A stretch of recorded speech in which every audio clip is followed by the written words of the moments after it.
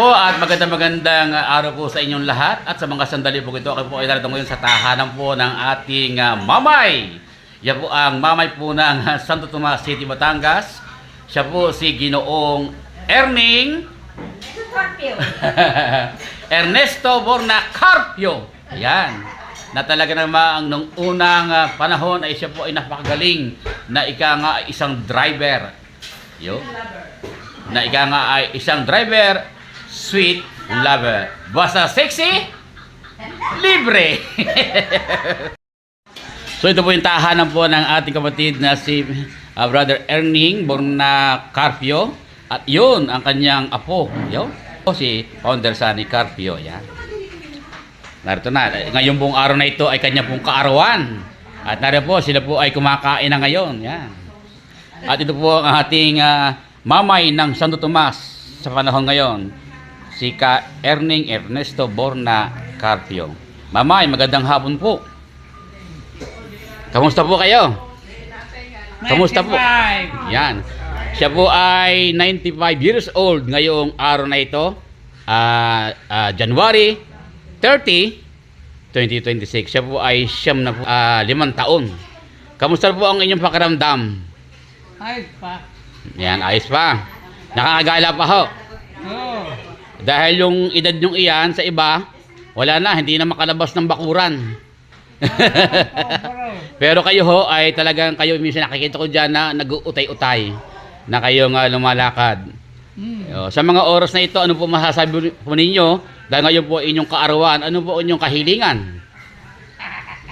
Sana yung mababang buhay. Iyon. Umabot na ang 100 taon. Na, pag kayo ay umabot na 100 taon, ay di 100,000 rin o 100,000. Sandali mo lang. Ayun. So yan po, kamusta po yung panahon kayo ay nagmamaneho ng jeep? Kamusta po kayo noong panahon ngayon?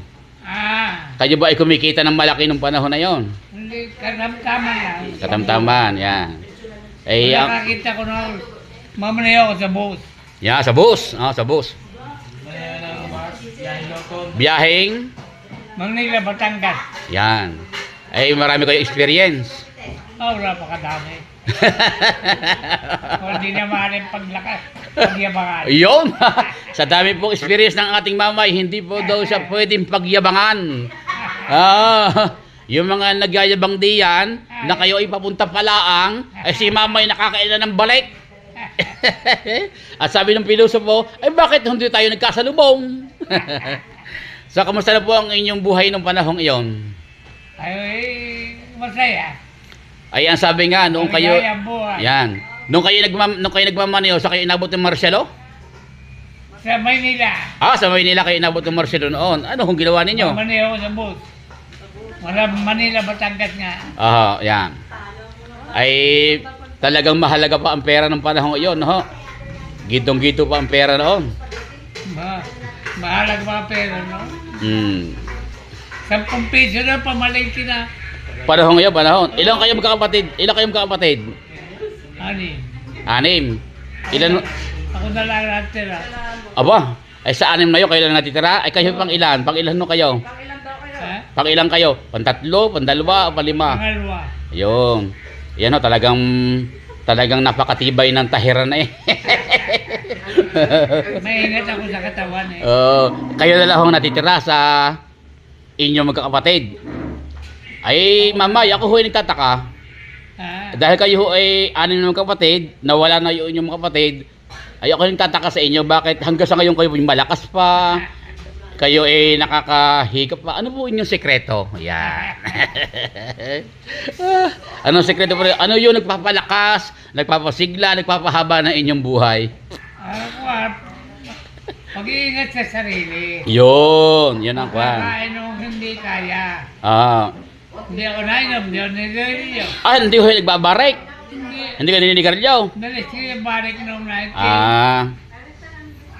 Ako ay 34 years old. Magalis na ako ng barik. Umalis na. Dahil high school na mga anak ko, pag may bisyo, hindi makapag-aral. Yan. Pero nung kayo tumigil sa pag-iinom, wala kayong nararamdaman noon. Healthy. Hanggang sa ngayon po, Bagamat meron kayong ikangay naramdaman dahil sa inyong edad, sa inyong katandaan, pero kaya pa rin. Kaya pa rin ang humikap, kaya pa rin ang mabuhay. Kaya pa. Ayan. Ay wala ba ho kayong iniingatan? Huwag lang magkasakit. Ah. Kaya ang irandaan. Wala ho, meron ba kayong iniingatan na papahaba ng buhay?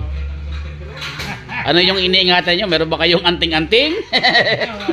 Wala. Yan, ang sekreto niya ay yung ikang iniingatan niya ang kanyang buhay.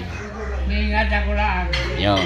Pagka ng masama, hindi ko na inulit. Yun. Yan po ang ating si Mamay, si Ernesto Erning Borna Carpio na taga rito sa barangay San Roque ng Santo Tomas City, Batangas na ngayon po ay kanyang kaarawan. Ika-75 taong kaarawan ngayong January 30, 2026. Mamay, marami pong salamat. Yan. So yan po ang inyong Mamay Borna, kung tawagin, Mamay Erneng, dito sa barangay San Roque ng Santo Tomas City, Batangas. So yan po at magandang araw po sa inyong lahat, po ang inyong kaibigan, kabayan, kabalikatan, Kuya Edgar Makata ng Santo Tomas City, Batangas. Please follow, like, comment, and share my vlog. Thank you for watching.